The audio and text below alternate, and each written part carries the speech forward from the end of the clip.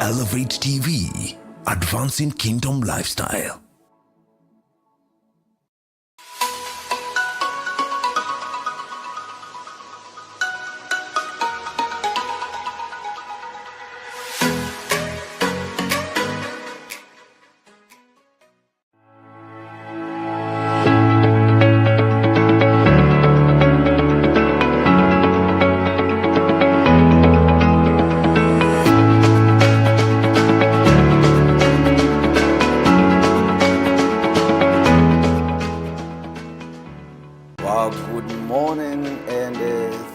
So much for tuning in. Remember, this is Elevate TV, Tuesday morning. Just in case you can't remember, it is Tuesday, and Tuesday morning, that's when we gather here and they talk about nothing but leadership. I cannot oversay this by reminding you that leadership is everything. If you get it right in leadership, you have it. Somebody said that I know you know it. John Maxwell amplifies it, that everything rises and falls on leadership. Before we begin, I want to remind you, this is a Chinese saying that it is a worse crime than murder, is to say, where water is in desert and you don't tell your comrades. If they die, you'll be blamed. The water is here. The people are gathered at Elevate TV. Remember, this is where we ask questions and they are answered. I'll be here behind this camera and I'll be amplifying your questions. Remember, again, Tuesday morning is about leadership. Last week, I made a wish, and the Lord was listening. Remember, again, it is good to speak loud. If God doesn't hear, your neighbor will hear. On this show, I said, I wish I can get a man in this country. This man who is always there speaking right, telling us how it's supposed to be.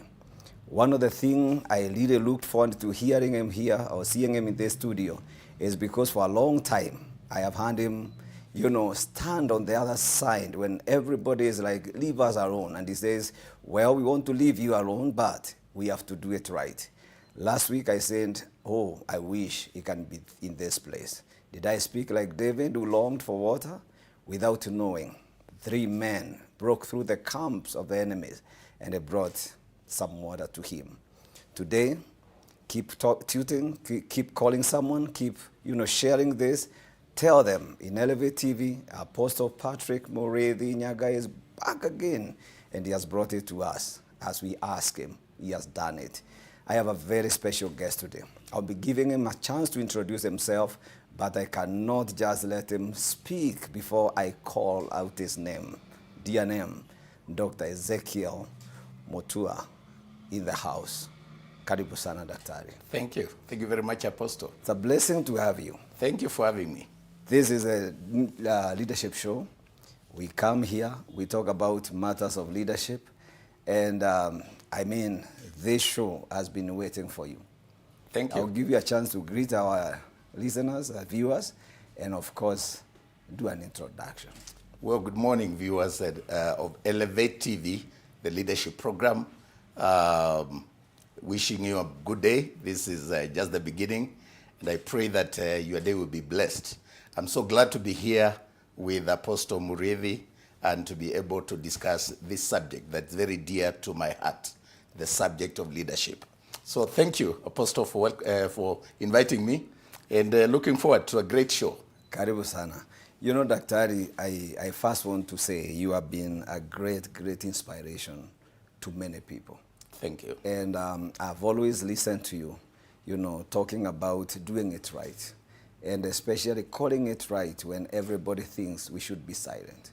And sometimes I wonder, are you always on helmet, do you get these tones flying around you, And I thought if we are talking about integrity in leadership, I would want to talk to someone who is there doing it. In this show, I tell people, I don't want to invite armchair generals. I want to invite people who are really doing it. And you are that man. Karibu sana. Thank you. So tell us about leadership. What do you think about leadership? What comes to your mind when you hear that word? First of all, you said, you asked whether Molo is, wearing an helmet. Yeah. When you are doing the right thing, And when your conscience is clean, and you know that you are obeying the voice of God, you have nothing to fear. Wow. Sometimes I hear people talking about the missiles, and I don't bother with them at all. Wow. I live an easy life. I do what I have to do. It's not easy calling out evil when, at a time when actually it's an oxymoron. It's evil is called good and good is called evil. But there got to be a sense of right and wrong, a moral code. Wow. If this country is going to move forward and society is going to move forward. We cannot have blood lines in defining what is right and what is wrong. It must be clear. Wow. Because societies prosper and people get a sense of orderliness when they know that the rules are clear, the communication is clear, and life is predictable. Wow. That if I do what is right, I'll be okay. I will prosper. If I do what is wrong, the consequences are obvious. That's why there is the law. And the law says, thou shalt not. And let me just give you a background, because the framers of the law, from the days of Hammurabi, the lawmaker, if you have read history, Yes. they come from the presupposition that human beings are inherently evil. And so there must be laws that tell them don't go this way, don't go that way, do's and don'ts. And that's why most of the legal jargons or the legal prescriptions, they are thou shalt not. It is presumed that man left to his own devices is likely to be mischievous and to commit mischief. So it is not really out of, it's not surprising that human beings will commit, will do mistakes, will do wrong things. That's why there must be leadership that is hinged on prescribed rules of engagement, terms of reference, where things are clear. When I was growing up, right in the village, and my parents were not rich, they were not quite famous, but when I went to school, one teacher told me that if you keep working hard and keep this level of discipline, you will prosper in life. Wow. And that, to me, is what I would like to see. A situation where no matter who you are or where you come from, you are guaranteed if you do it this way, the results are clear. You can predict how your life will be. It is really a pain to see a situation like we are in today, where it looks like if you do right, you are condemned. You may not even be celebrated. Yeah. But someone doing funny things, they're celebrated, particularly in these days of social media, where people are chasing clout and the people are going for instant gratification and for shares and views on social media. People will do wrong things and they're celebrated. It's how many views you have. And they realized what we were taught in the school of journalism, because I'm a journalist, that if a dog bites a man, it's not news. Yeah. But if a man bites a dog, so that news is what is controversial, bizarre, and extraordinary. And ordinary things, good things, normal things are not seen as news. Now we got to fight to turn the country and turn the limelight to ordinary good things, and not have this craze and craving for bizarre, controversial things, because we are setting the country on the wrong trajectory, where even politicians are conditioned by the media to think that if you want to get airtime on media, then you go to bang tables or insult people, use vulgar language. It's the same with even our artists. Many musicians, particularly in the secular, and now it's even getting to some so-called gospel artists, they will do very bizarre things just for likes and the views on social media. Somebody to brag that my song has 1 million views. But it's 1 million views of obscenity and vulgarity. And we tend to, human beings thrive in those kind of things. And I think there must be somebody who can call them out and say life is not about views on social media. So I come from the point of view that I would like life to be predictable. I would like good things to be rewarded and evil to be punished. And the way to punish it is not just to jail people, is to name and shame. Then reward the good ones. And not by money. Just to say, Apostle, you're doing a good job. To be celebrated. It could be a teacher in a school in the village. It could be a shopkeeper. It could be a preacher in the village. But someone who is walking the straight and the narrow and they are doing the right things. It could be a musician who is not very famous. But they are doing it right and they are following the long route. You see now this culture of instant gratification because there are no prescribed rules for success. So people want it now and here. And they have no patience because we lost the values and the integral ingredients of integrity. And that's why I'm happy today we are discussing this subject. Wow. I'm very sure the viewers are asking, Apostle, today you are not interjecting. You know what? I am on the receiving side, and that is why I'm here. Daktari, we are happy. Thank you. To hear that. And not just to hear. You know, you are amplifying what we have been seeing. Yes. But I know, as you have put it, and as our topic is today, it's about integrity. Yes.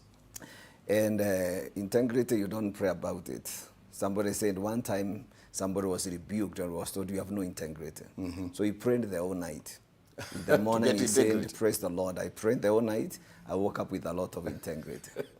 Integrity is not something you pray for. It's something you do, Tell something us. you become, something you practice. Integrity is doing the right thing even no one is watching. Wow. And it's painful. Integrity is flexing, stretching your muscles, stretching your patience, stretching your circumstances for the sake of that which is good. And whatever good results you want in life, they come out of discipline. And discipline, which contributes to integrity, is not going by the popular narrative or by the grain or what is easy. Nothing good comes easy. They say easy come, easy go. If you look at athletes, and we have a lot of them, Kenya is known for long distance running. Yeah. What you see on the track is not really the real thing. The real thing is the discipline of waking up early, running up the mountains and the valleys, training hard to win easy. The real deal is not what you see. Someone said Usain Bolt used to practice, I think he's the one who said, for so long, only for 9 seconds. Yeah. Yeah. And is on the world map. Because a lot of work that comes with integrity is discipline behind the scenes. It is discipline out of the cameras. Yeah. It is what we do when there's no limelight. I always tell young people, the Gen Zs and the people who have become famous in this era of digital media, that they should salute those of us who became public or household names when there was no social media. Oh, yeah. Because we were consistent with values and discipline. So I think taking that hard position, going for what is not easy, but you know this is what is right. And that's why I said, to begin with, there must be clear description of rewards and punishment. You do this, you will succeed. You do this, consequences are obvious. And we all know them. So that you choose. And that's why even in the Bible, it says, choose ye. Yes. Yeah, Joshua at some point challenged the children of Israel. Yeah. And said, you know the truth. So now choose whom you will worship. Whether this one or the real God. Even but Elijah. as for me, even Elijah. Elijah put them on the same. He said, if it's the gods of Baal, go ahead and worship because you know. Two opinions. You can't be of two opinions. Wow. Integrity is about taking a position and standing by it. It's about standing for something and being ready even to die for it. Integrity is choosing a position for what you believe is right. And that's why I'm saying there must be then a socialization or into what is really good and what is wrong. What is good and what is bad. There must be clear lines that you know, if I do this, this is good. I know if I said certain things here, I can say some things and this program will change. Yeah. You will see we never expected that of him. Because there are expectations. Yeah. Because of who I am. and whom I presented myself to the public as, and the expectations people have. You know now, Daktari, in this Kenya we are in now, Yes. there's a lot of issues, and I'm glad you are here. Yeah. And integrity is not limited to grown-ups, to children, to leaders, to integrity is for everyone. Yeah. And the place of what you say and what you mean, that has been the narrative today. Tell us whether integrity is needed in politics. Is there a difference between politicking and what I said was in politics, and the reality is different? Because we are there, still wondering. Yeah. I know you must, you should be concerned like we are anyway, when we tell our children, we tell parents, take care of your children, Yes. teach them. Yes. Then we who are saying that, we say the opposite. Explain a bit about that, because Absolutely. you have And to I help. think that's a dilemma. Most of the people, not just our children, this program is about leadership. And I think if there is one big challenge in this country, it's the lack of leadership. Wow. At all levels, from the family to corporates, to politics, to the government, even to the church. You know what Dr. is telling you? Jesus said, the harvest is ready, but the laborers are few. Absolutely. The doctor is really telling us, Yes. the harvest is ready, but the leaders are few. You know when you talk about leadership, it is not a destination. Yes. It is a way of life. It is something that comes out of you, because leadership is about showing the way. Leadership is about saying, I have trained, I've done it, I can therefore be able to show you the way. And you can't have that contradiction, because when there is that contradiction, then it's not leadership. That's why I love the book. When I'm talking about leadership, there are two scriptures that I make reference to. And one of them is Psalms 23. Okay. Everybody reads it and we recite it. Yes. The Lord is my shepherd. Yes. I shall not want, and we go on. And there's a place that says, surely goodness and mercy. That psalm is an appraisal of the leader by the led, by those that are following him. They are the ones giving an appraisal report of the leader, that the Lord is dependable, is consistent, he cares, the Lord is my shepherd. It is not him evaluating himself. It is the led who are saying, we know, we are safe. We are in safe hands with this one.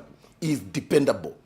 Jesus, at some point, at a critical point in his life, asked his disciples, who do people say that I am? And then they said, some say you are Elijah and so on. You know the story in Matthew 16. And then he asked them, and you, who do you say that I am? And I think that is the crux of leadership. Getting Vito kwa ground, as they say. Yes. What do people say? Because it is easy to camouflage. It's easy to live a lie of leadership. There are many people who say they're leaders. They only hold titles and positions. They are not leaders. Leadership is when people can say it.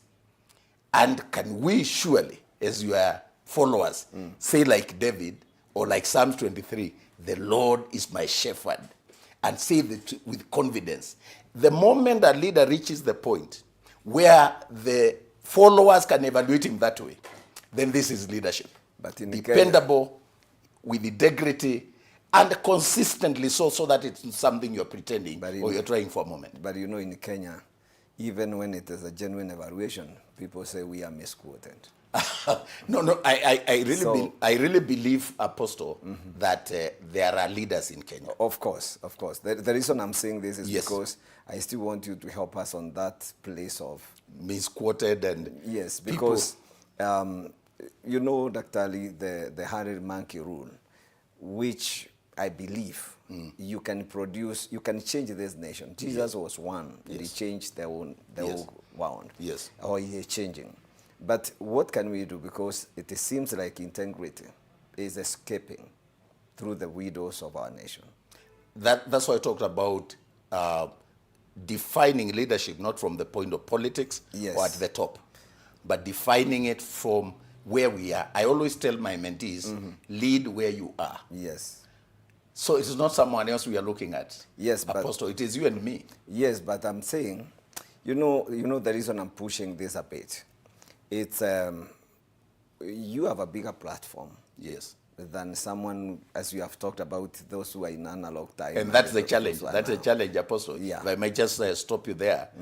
It's not about even the platform, the nature of the platform. It's about leading where you are, doing your best where you are. Tell us how this is you the do point. it. Yes. I believe when I went to Ikumene Primary School and I was working so hard, that was many years ago, 1977. Wow. The teachers appointed me a school head boy. And the words that they say to me and my track record in Ikumene Primary School, including my results, when I did the last CPE, I was in the last A level, the 742. That is actually what set the basis for my leadership. I was later on to become a prefect in Mwala Secondary School and and a CU chairman. I was the school captain of Tala High School when I did my A levels and CU chairman. And when I look at my life, the training points, the highest training points that brought me to who I am today were those moments in the obscurity. There were no cameras, there was no limelight, I wasn't known, I wouldn't be stopped in town. But when I was doing those things, the reward was that people appreciated. The teachers told me thank you. We were given even rewards in school. When you were number one, you were celebrated. And people I didn't know celebrated me. Even the village celebrated me. When I became the school captain of Tala High School, I gave my inaugural speech during a Parents' Day. And some parents from far away, who are not even from my tribe or from that area, chose me. They came and told me, that is amazing. Wow. Now this school has leadership. And they kept following me and mentoring me.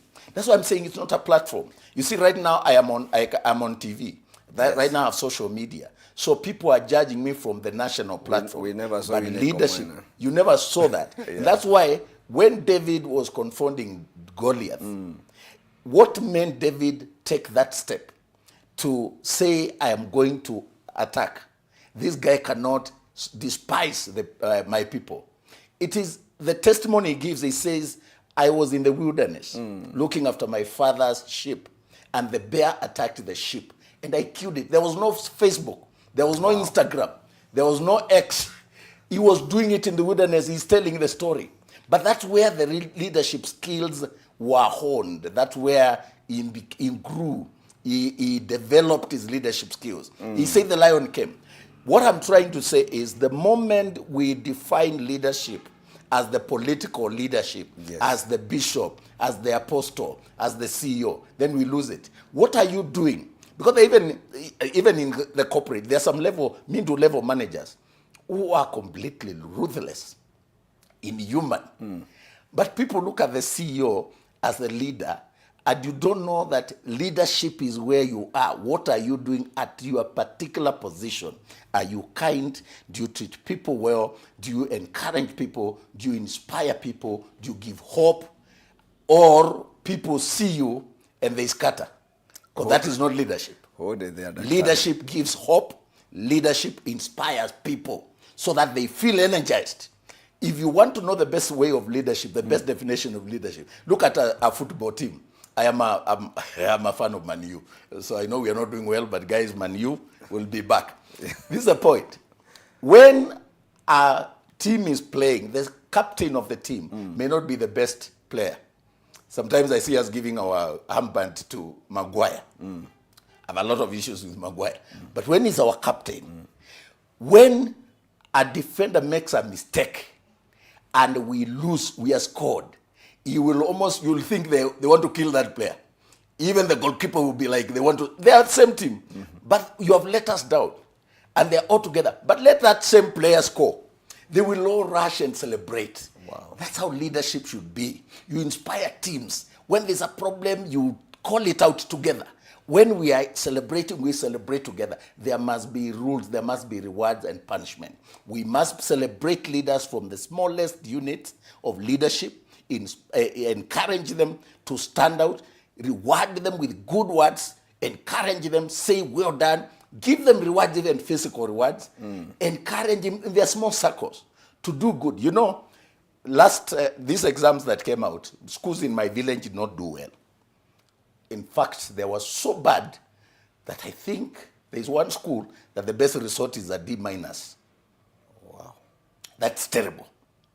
So when I was told, I called even the leadership, and we had a meeting in Nairobi and told them, are those schools or do we need to close them? Because some of them we opened so that they can provide opportunities for their day schools, so that the people in the village who don't have money can take them. But when you score D-, you would think you have condemned that child. So I called them. But then we decided this is what we are going to do. We are going to organize a prize giving day. Even for the D-. No, Dr. We are going to reward the teacher, and you should see the photos of those kids. I want you to hold receiving it there. the awards. I want you to hold it there, because I have to interrogate that one. That one I have to. Allow me to just read a few comments. Yes. Because again, as I say, if I don't read comments, it's about the people. Leadership. It's about the. Oh yeah, and I have one of our friend called Levite. He says, "I'm watching from Oregon, USA." Thank you, Levite. And then I have Grace Muriithi. This I tell people is my relative. That sounds familiar. Yeah, Grace Muriithi is my relative. That's my wife. He says, life is not about views on social media. Oh, yes. And I have one of your greatest fan, has followed you for many years since KU. His name is George Wafura. He says, learning a lot. Dr. Ezekiel Mutua has demonstrated in word and deed that it is possible to live a life of integrity and still thrive. And he says, I am proud to associate with him as a fellow Kusu alumni. Wow. Yes, really. That's what I was saying, from the village to the city. When I put this, the first person to say I'll be watching was him. Oh. And he says our country's airwave need to be filled with success stories and the testimonies of integrity. God is proud when we do so. The world yearns for this. Absolutely. Absolutely. You know, so it is George Wafula. Yeah, George Wafula. Yes, yes. He's one of my elders, actually, and he follows you so much. Yes. But this is the point that has made me very happy, is when you are rewarding Ds. Yes. Because now, in this country, we condemn, we don't reward. Let me tell you, that is a very even in that ecosystem of what we are doing, I did not even attend those awards. I funded them, and I called the assistant chief. Assistant chief. You know, some people here lead in Nairobi, they talk a lot. You don't know your assistant chief. Yeah. I talked to my assistant chief. When there's an issue, I call the head man. There's a Nyumba Kumi. There's something called Nyumba Kumi. And even the other day we went to change the leadership of a village as a result of that, because we were told some of the things that are contributing. You know, leadership is getting involved at the smallest level. I don't want to care about UDA and ODM, and I am not concerned about my village. And let me tell you, my kids were born and brought up in Nairobi. They went to Makini, Riara, and big schools. I would say I have no business with the village, but I'm a leader. I'm not just in Nairobi. I'm not here or in this world to live and die. I called the assistant chief. He came to Nairobi. I called the MCA. I talked to my MCA. He's the greatest representation of leadership in my place. And so when I'm doing anything or the road is bad, like someone died and the road, we could not access the place, the body was being carried, you know, I called the MCA and we went to contribute money on WhatsApp to open that road. No, you know those kind of things. No, Daktari, do this. Hold the thought. My director tells me that we need to take a break. Yes. We will take a very short break, only 2 minutes. Remember, I tell you, I have to also honor those ones, integrity. But in 1 second, Apostle, we got to bring leadership to the grassroots. I have to. I'm insisting because that is where we begin. Yes. When we come back. We'll take a short break, and after that we'll be back. Please don't go away. You can only do one thing. Keep sharing, keep writing, ask a question, comment, and I'll be here. 2 minutes, we'll be back.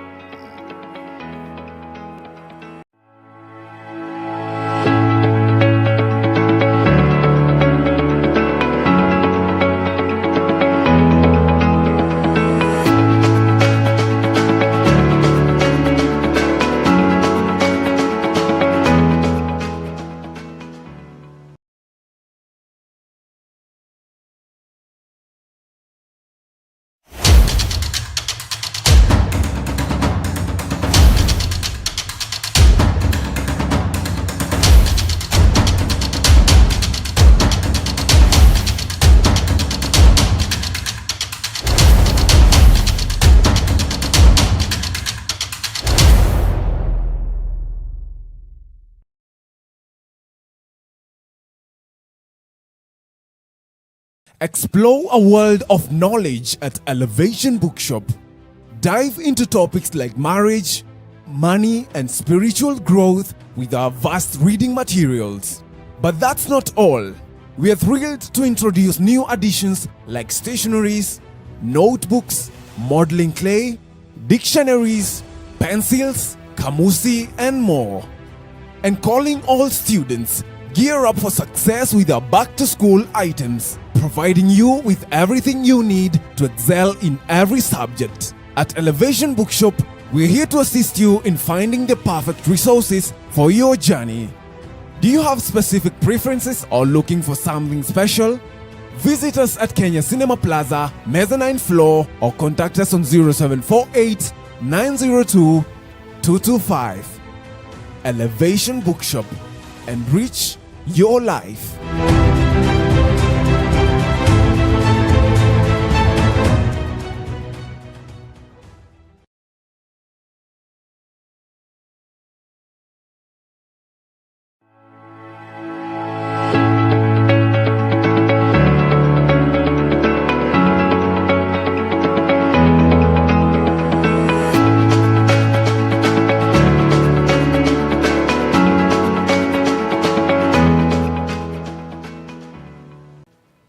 Karibu sana. I told you 2 minutes, and believe you me, only 2 minutes and I'm back.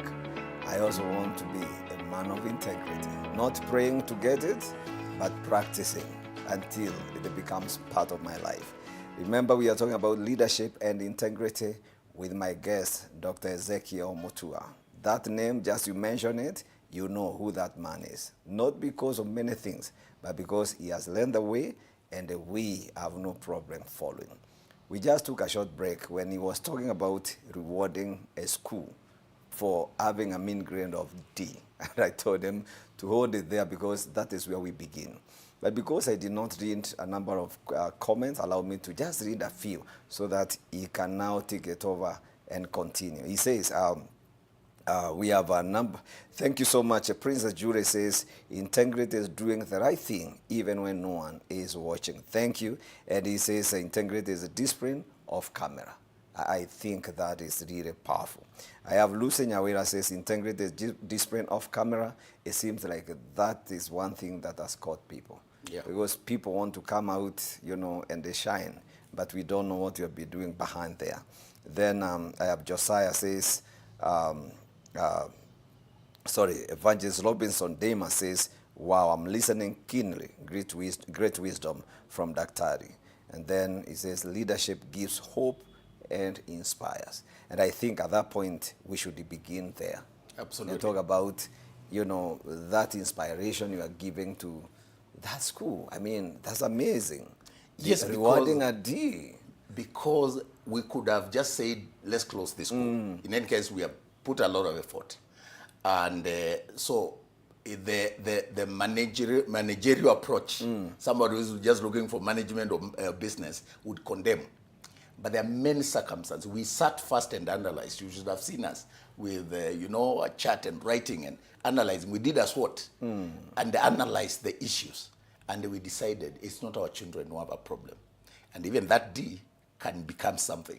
We must get involved because leadership is about inspiring people. That's why I told you Psalms 23, the evaluation of a leader by the led. Wow. They're saying the Lord is my shepherd. And every day I wake up wishing that somebody can say that Apostle Muriithi is a good leader, or I am happy, I'm alive, I am confident of tomorrow. I can face tomorrow because I have somebody I can call.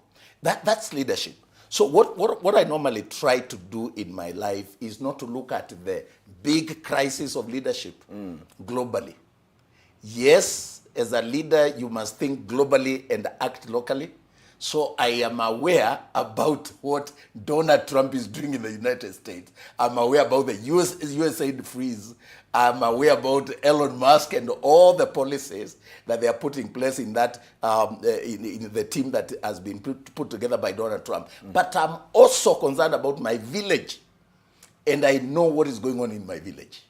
That's leadership. And the idea is not to condemn people. I don't wake up. I am one person who, even as a CEO, I don't spill blood.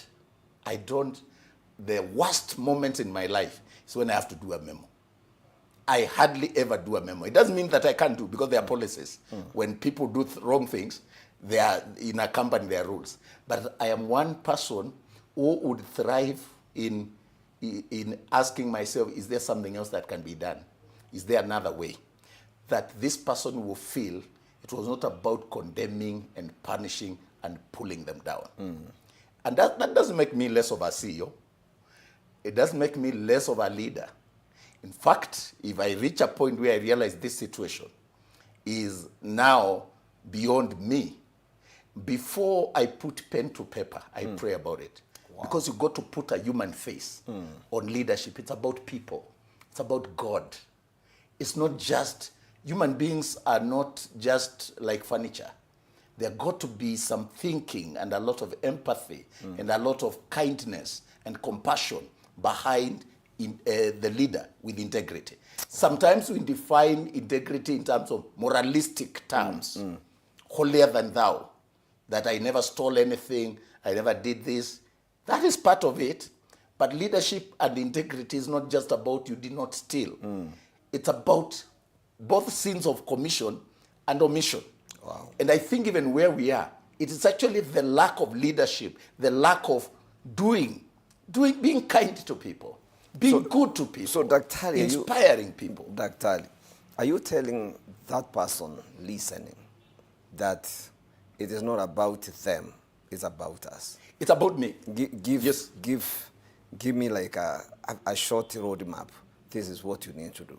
I'm saying this because you have said we must inspire. Yes. Of course, leading, doing it right yourself. Yes. And going down, to raise that person who is down there. What else do we need to do it in Kenya? Because I'll give you the example of a football team. Yes. If, and many times this happens, if you are a lover of football, we are losing, we are going to half time, and we can't wait to get to the dressing room. Good leaders must have time out. Wow.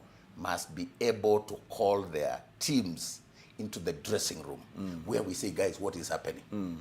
It's about us. You can't just lecture them. They are the ones on the field. Yeah. Roosevelt said, it is not the critic who counts. It is the man in the arena. Wow. It's the man who is doing the deeds. The critic is there saying how the doer of the deeds could have done the better. But Roosevelt says it is not the critic that counts, but the doer of the deeds, the man in the arena, whose face is mad with sweat and blood, who is doing it, and who knows the joy of winning and the pain of failure if he fails, because there is no success without flaws and without failures. In other words, when we are playing as a team, because there is no leadership if you have no followers, there is no leadership if there is no team. If we are losing as a team. It's not the team losing and you are safe. When there's a problem in my organization or in the country, it is not the president who is losing alone. We are part of that malaise. And we must think, what can I do in my part to help the president govern better? What can I do? I see a lot of people pointing fingers, and I'm not here to defend the president. I'm just saying leadership is all of us in our small circles doing the right thing. Yeah. And when I see someone doing something wrong, I say, I learn from that one. And I'll do things better in my small circles. So the question is, how can you call your teams out and think together? Ask, guys, what is happening? These are guys we can beat. They're also human. Yeah. And that's where inspiration comes up. That's where you see people coming from the dressing room, jumping and feeling energized, because every so often you must energize your teams. And that's why in leadership, you must be going for retreat, Nenda boarding sessions, Nenda retreat, if finances allow. You need to have moments where you can just have tea together with your staff, with your lead, with the people you lead, and just get to hear their point of view. Leadership is about people. And more than anything else, we must ask where the shoe pinches, and the wearer of the shoe is the one who knows. You see, it's possible to prescribe rules and regulations, and you forget it's human beings who are supposed to follow those rules. So the leader must be more concerned, not about the rules and regulations, but about the welfare of the people, the well-being of the people. We make our decisions, yes. We will have to follow the law, we will have to enforce, because leadership is also not about being popular. It's about doing what is right. Then it is integrity even to listen to the people, as we are putting it. Absolutely, it's integrity. So leaders must listen. Absolutely. And so when people shout and they say, you know, if people said, Jesus, you are a thief, I'm sure Jesus would have taken time to think, what is it that I stole? And maybe you explain, no. But you saw the reaction. No, I'm just he putting said, it this way. Yeah, God forgive them, for they don't know what they're doing.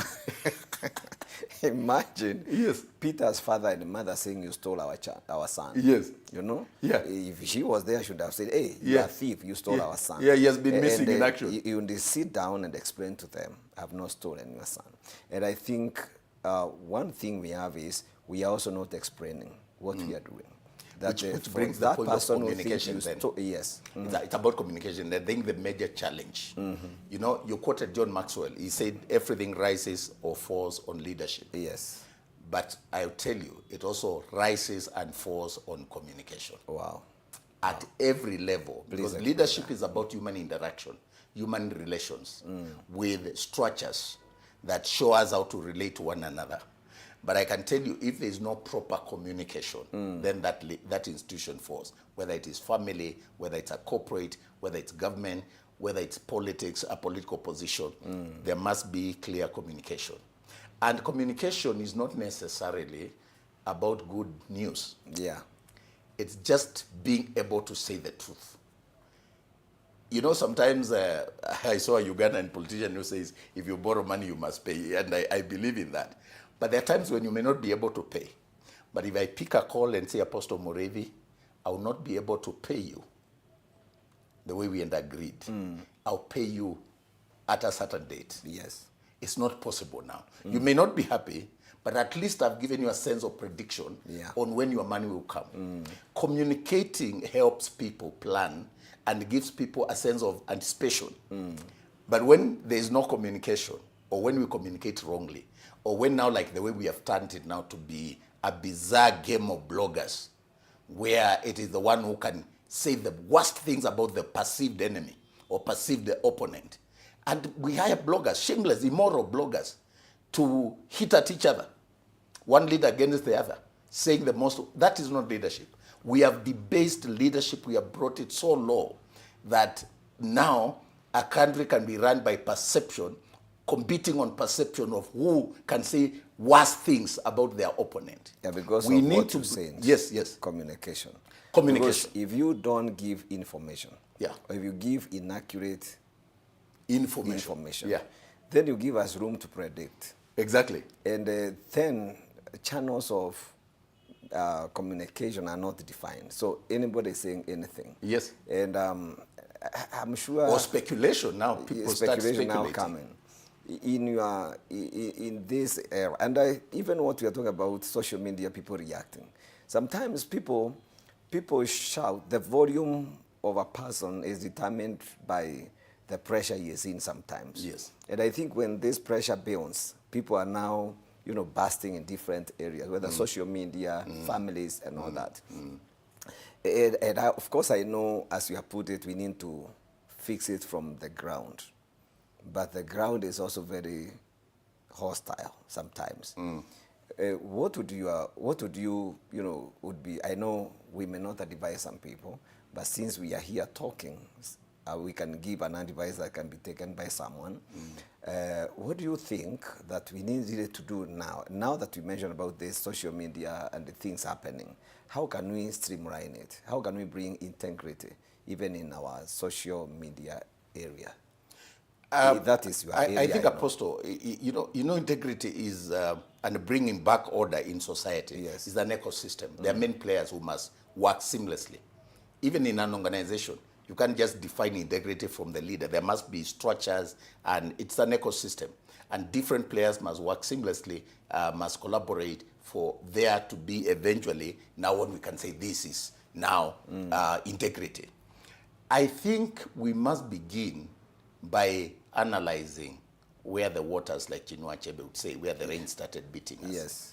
And when it comes to the challenges facing our country today, much as social media is to blame, much as bad politics is to blame, I think the worst failure is in families. So it begins from the family, because the basic unity of society is the family. Okay. And if we can go back to the family, and that's what I was saying, yeah, Gen Zs might be seen as, hostile, but where are they coming from? Those people come from homes. We all come from some place. So the conversation must be taking this back, taking a step back to introspect and reflect on the family. How can we strengthen the family to produce people who will uphold the law, who will walk the straight and the narrow? And how can we inspire them? And that's why I'm saying it's an ecosystem, because even when you leave families alone and the government is doing different things, the families will have challenges, because a father is leaving very early in the morning because life is hard. They have to go to leave at 5 to go and take out a living, come back late, they are tired. It's not the way we used to live when we were young, when we would have our grandparents and our uncles and aunties. The society must also empower the parents and create a conducive environment for families to thrive by ensuring that people are not overburdened to the point where even parents have lost hope. So they are going home hopeless to a hopeless child, and the situation is getting compounded. And I've always said this, Apostle, that society becomes so easy to govern when there is order. Okay. And when there is a sense of hope, when we know that tomorrow will be better than today. How can we restore that hope? How can we, in our own positions as leaders, give hope to the people that in our circles? I said, and I keep repeating, lead where you are. How can we give hope at that point for people to know, God blessing us, next year if we do this, we will achieve these results. So let's have conversations right from the family to the institutions of learning, to the church, religious institutions, to the government, to the corporate. These issues are about moral values. The moment you lose that sense of right and wrong, and that's why I was saying, begin from there. How can we have common values that are known? That if you are running Elevate TV, the policies are the same as where I'm coming from. Right is right, wrong is wrong. And that people can predict, and therefore, if I apply for a job at Elevate TV, the rules of succeeding here, excelling here, making it here, and being happy as an employee are the same as Music Corporate Society of Kenya or any other organization. That is what we are losing, because we are seeing crooks thriving. We are making it sound like if you work hard in Kenya, you will never, if you walk the straight and the narrow, there's no reward. You are condemned. You'll be poor, you'll be mistreated, you'll be harassed. That we are conditioning people to think that the only way out is to fight, is to be hostile to, is to go out and confront them, and throw stones and call them names and put them in caskets. This is the reaction of a society that has lost hope. Restoring hope from the smallest unit is what is going to save us. Restoring order from the family. Teaching our children good values. Just those basic things we used to be taught when we were children. To say I'm sorry, to say thank you, to say excuse me. If we can get back there and reward good deeds, no matter how small, at the smallest unit, begin to appreciate people when they do good. Celebrate them. One of the things that make me feel great, Apostle, and make me never to want to walk another way, is the way people of Kenya celebrate me. Anywhere I go, I celebrate you. People somehow seem to appreciate that you are doing something good. We love what you are doing. And they tell me. I get to the airport and I see people saluting and say, "Wacha mheshimiwa apite." And I'm like, I'm not mheshimiwa. But you're getting it. There's no place in this country I can go and I'm treated badly. That really makes me feel nice. That you can thrive in this country, you can prosper in this country, you can have a brand recognition even bigger than some ministers. Let me tell you, and I'm not bragging, but people know Ezekiel Mutua. There are some ministers or PSs that people may not even recognize. Of course. Okay? Of course. How does that happen? it means you don't have to be a politician. You don't have to be a member of parliament. You don't have to be a PS. You don't have to be a CS. You don't have to have a title. Do good where you are. Be consistent. Keep doing what you are doing. Not because it's easy, there will be challenges, but live your life in a manner that people can say, like Martin Luther King said. Martin Luther summed it this way. He said, if a man is called to be a street sweeper, let him sweep the streets like Michelangelo painted or Shakespeare wrote poetry. Let him sweep the streets so well that the hosts of heaven and earth will pause and say, here lived a street sweeper who did his job well. Wow. I'm reminded of the story as I conclude of J.F. Kennedy when he visited a factory of NASA, those guys, airspace people. And at the gate he found a janitor. And he asked this guy, because he was not famous, wearing a kabuti, what do you do here?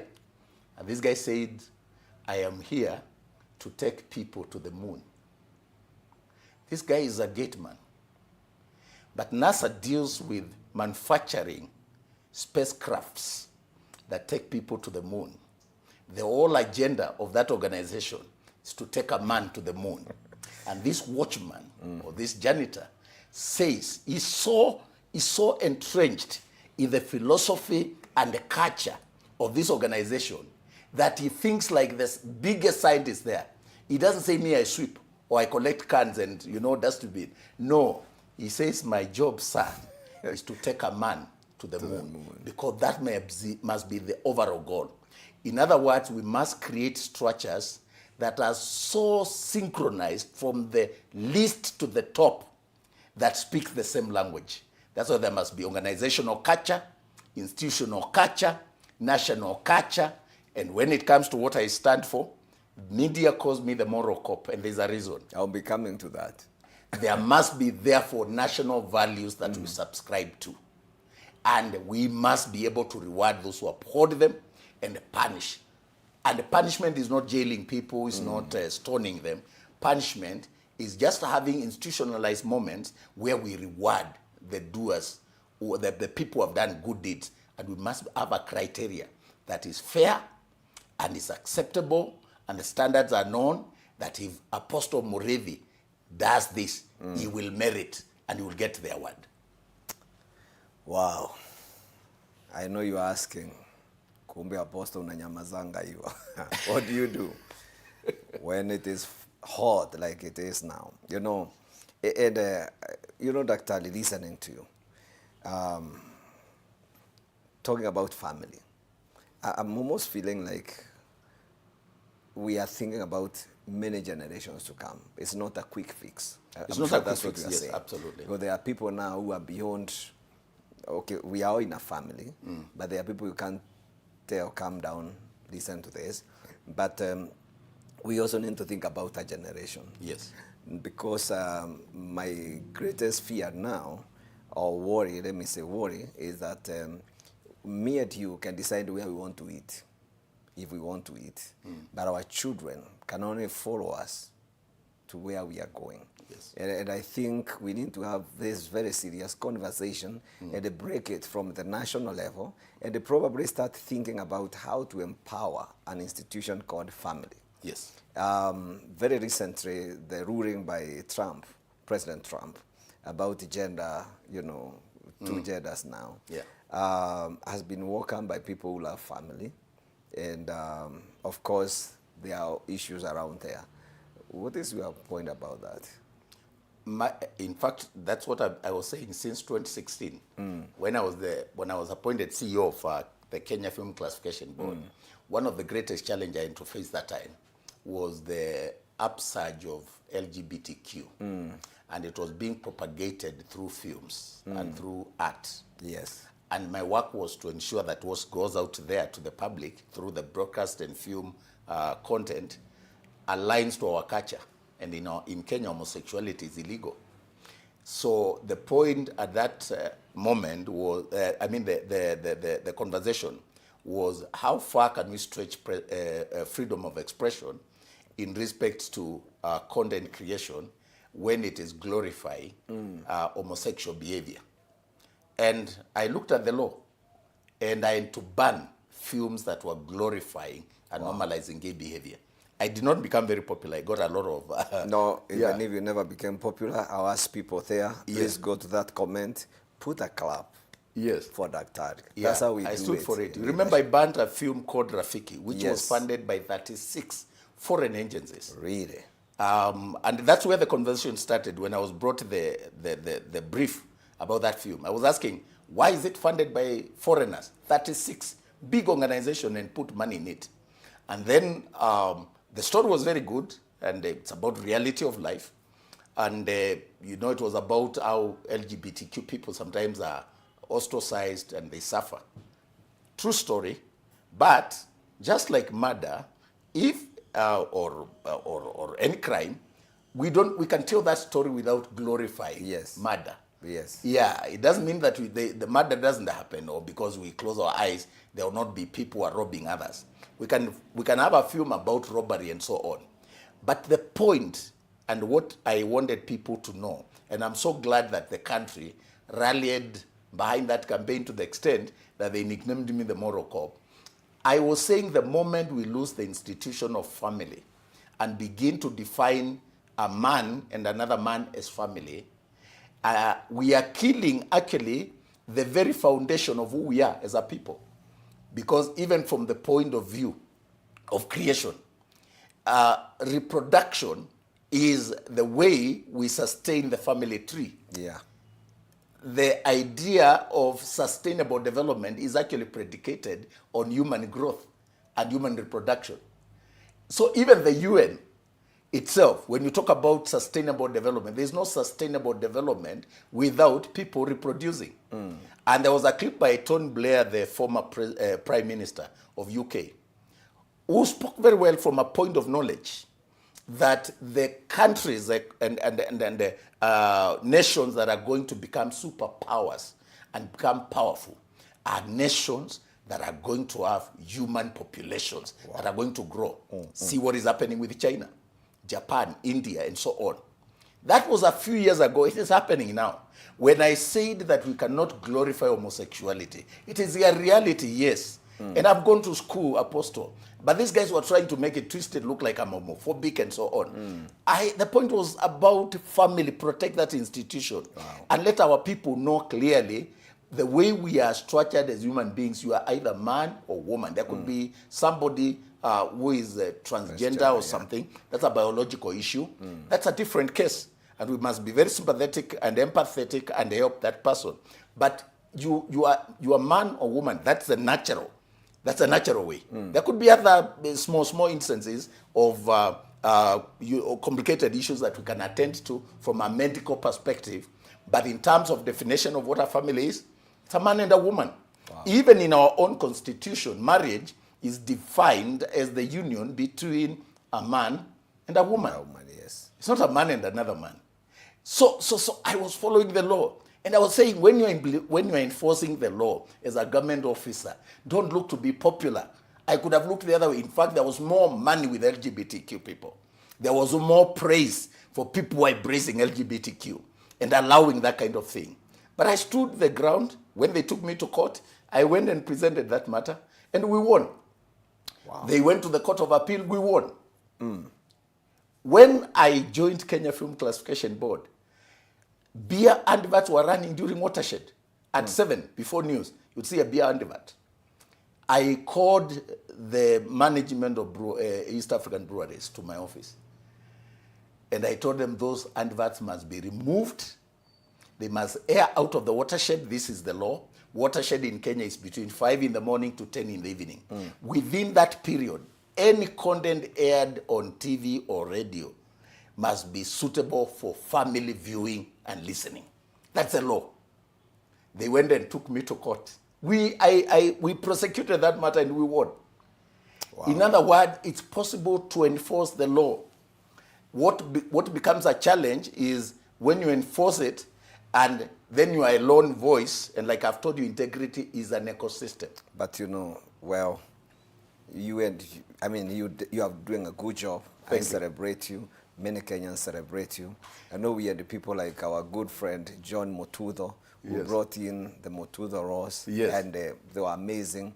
And I think, Daktari, we must agree that Kenya has the best laws, really. Absolutely, yeah. If we can It's follow not for them, lack of the law if that we have the challenges we have. if we can follow them. I wish even the registration can now pause and we say, can we fast, reason about the laws we have passed? Exactly. And see what we can do. Yeah. I mean, Daktari, I'm told that time is gone. I can't believe it. But allow me to just read very quickly, 1 minute, a few things. I say, tuned in and getting stand up, profound wisdom, Bernard Waroi. And then Chega David says the leadership is not about control, but service. I love that. I know I have so much. Society is governed easily when people are given hope. That is Pastor Nahashon. And my co-host, great friend, Pastor Albert Shitakwa says, great wisdom on providing leadership wherever you are. Dr. Ali, we just had 1 hour.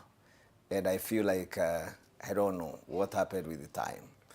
But I know you have helped us a lot. We are so thankful. Thank you so much. I pray that the Lord will continue to preserve you and lift you. And I pray that you continue sharing that truth in every space that the Lord gives you. Thank you. And thank you so much for telling us we can go down there and begin there. Absolutely. I'll give you just 10 seconds to just wrap up and tell our listeners that in Elevate TV, they can get something to enjoy. Viewers of Elevate TV, first of all, thank you for tuning in. Let me close this program on leadership by saying that nations rise or fall on the basis of their moral foundation. Let us set the right moral foundation for our families, for our nations, for our society.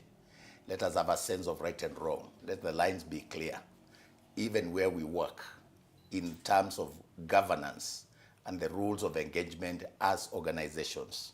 Let us put God first.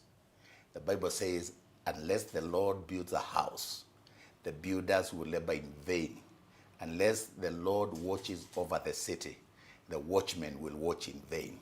At the end of it, God must be at the center of this in a manner that we subscribe to higher being than ourselves, so that no matter how senior you are, you recognize that beyond the people that you lead, that you might be lording over, there is God in heaven who watches the affairs of men. So, beside the structures and the law and the constitution, let us also know that there is God in heaven who watches and he rewards those who seek him diligently. Well, thank you so much. That is what we had for today. And I pray that God will give us another opportunity. And if he does, I will have no problem coming back again and saying, we are here to receive from a man that is not just saying it, but practicing it.